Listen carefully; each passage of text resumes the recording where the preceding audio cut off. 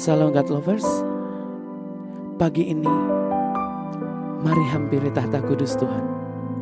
Karena setiap lagu yang kita bawakan pagi ini, biarlah itu menjadi kekuatan yang baru bagi kita.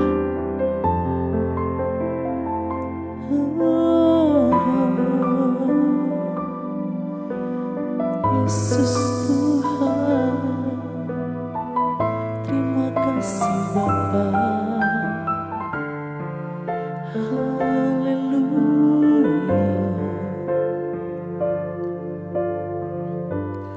Ujilah aku Tuhan, ajarlah aku Tuhan, selidiki batinku dan hatiku, mataku tertuju padamu.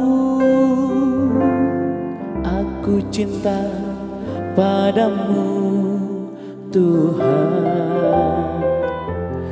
aku rindu hadirat-Mu Tuhan. Aku ingin selalu dekat padamu,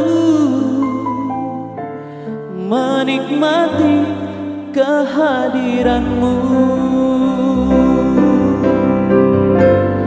Ku nyanyi Hosana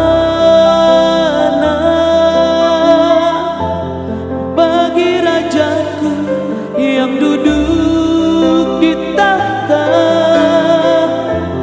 Aku muliakan dan ku agungkan, Kau layak disembah.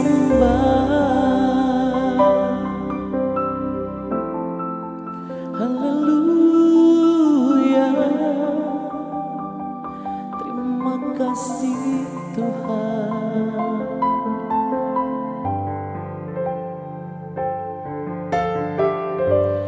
Aku cinta padamu Tuhan, aku rindu hadirat-Mu Tuhan. Aku ingin selalu dekat padamu,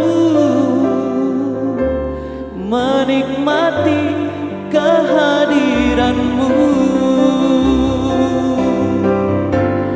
Ku nyanyi Hosana bagi Rajaku yang duduk di tahta. Aku muliakan dan ku agungkan, Kau layak disembah. Ku nyanyi Hosana bagi Rajaku yang duduk di tahta. Aku muliakan dan ku agungkan, Kau layak disembah. Kau layak disembah.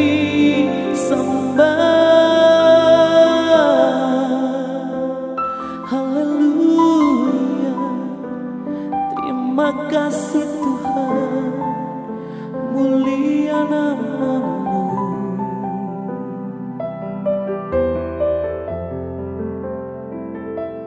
Salam God Lovers dimanapun berada. Kita pernah diingatkan bahwa semua orang percaya harus lahir kembali dari air dan dari roh. Bahwa air adalah simbol bahwa kita menjadi bagian dari kerajaan surga. Dan kemudian kita lahir baru di dalam roh. Oleh karena itu kita mau hidup oleh roh. Karena hidup dengan daging adalah perseteruan dengan Allah. Dalam Roma 8 ayat 1-8 diceritakan, demikianlah firman Tuhan. Demikianlah sekarang tidak ada penghukuman bagi mereka yang ada di dalam Kristus Yesus. Waduh, ini ayat begitu dahsyat ya. Kenapa tidak ada penghukuman? Karena kita sudah dibenarkan, we have been justified di dalam Kristus. Kita lanjutkan lagi firman-Nya. Roh yang memberi hidup telah memerdekakan kamu dalam Kristus dari hukum dosa dan hukum maut. Jadi yang membebaskan kita adalah roh yang telah kita terima di dalam Kristus Yesus, sehingga kita telah terbebaskan dari hukum dosa dan hukum maut. Pada saat Kristus mati di kayu salib, yang upah dosa adalah maut, dosanya dihapuskan dan mautnya dikalahkan, dan roh itu yang memerdekakan kita. Sebab apa yang tidak mungkin dilakukan hukum Taurat karena tak berdaya oleh daging, telah dilakukan oleh Allah dengan jalan mengutus anaknya sendiri dalam daging yang serupa dengan daging yang dikuasai dosa karena dosa.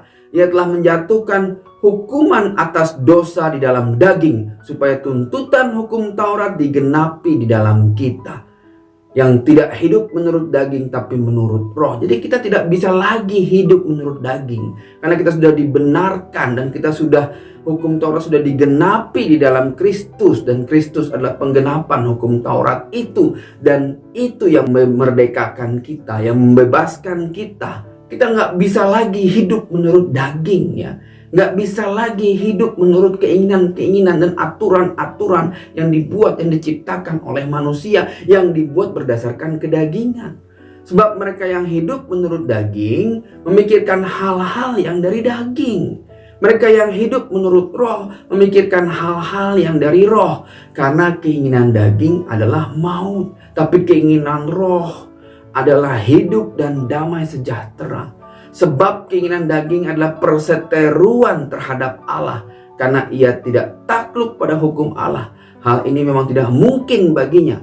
Mereka yang hidup dalam daging tidak mungkin berkenan kepada Allah. Aduh. Ya, kita diingatkan lagi ya, bahwa hari ini kita dibenarkan. Oleh karena itu kita hidup di dalam roh, tidak lagi menurut keinginan daging. Apa yang kita kehendaki, kita bisa bedakan apa yang kita kehendaki.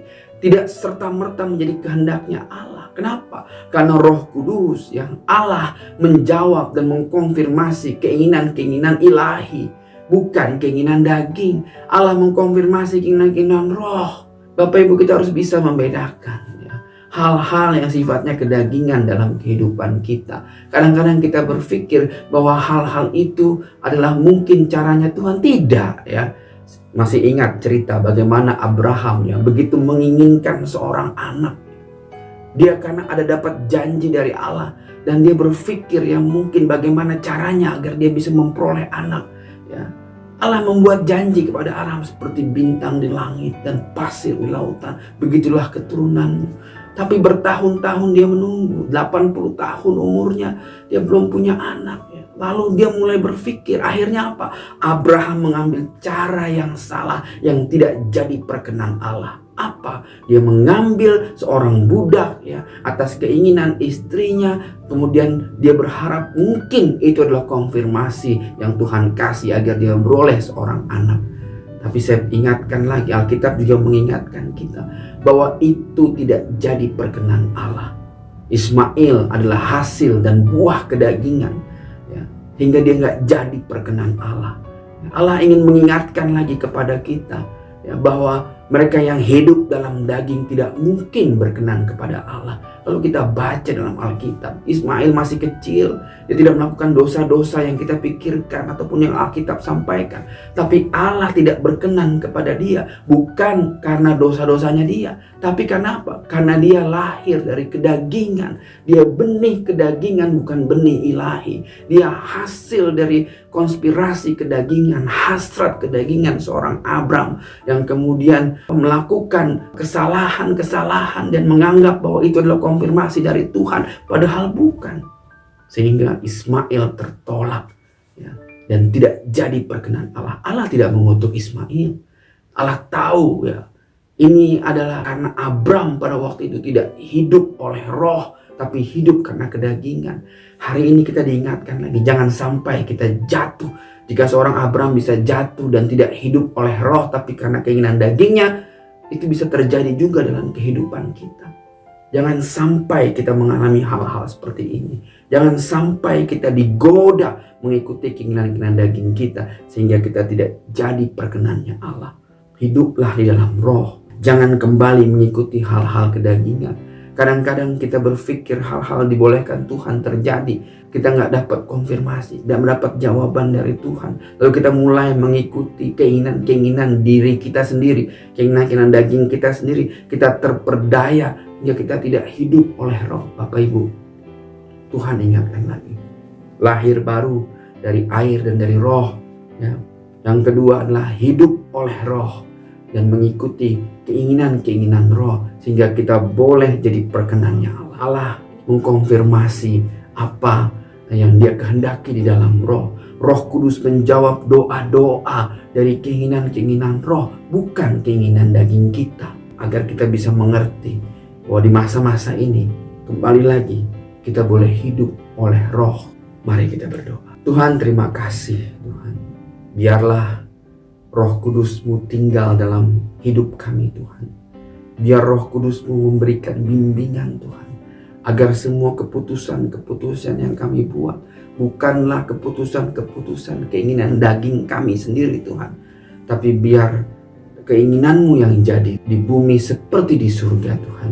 Tuhan, inilah hidup kami Tuhan. Jaga kami. Bimbing terus agar kami fokus untuk hidup di dalam roh-Mu Tuhan. Oleh karena roh-Mu Tuhan, biar Roh Kudus-Mu yang memberikan kekuatan dalam hidup kami. Kami berdoa dan mengucap syukur dalam nama-Mu yang Maha Kudus. Beshem Yeshua, haleluya.